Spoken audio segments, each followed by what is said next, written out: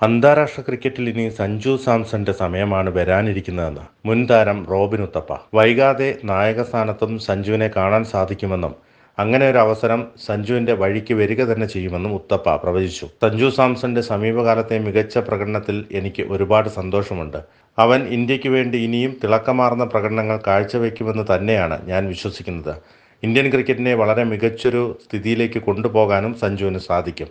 സമയം ഇനിയും മുന്നോട്ട് പോകവേ ദേശീയ ടീമിൻ്റെ ക്യാപ്റ്റനും വൈസ് ക്യാപ്റ്റനുമായെല്ലാം നമുക്ക് അവനെ കാണാൻ സാധിക്കുമെന്ന് തന്നെയാണ് വിശ്വസിക്കുന്നത്. അങ്ങനെ ഒരു അവസരം സഞ്ജുവിൻ്റെ വഴിക്ക് വരിക തന്നെ ചെയ്യും.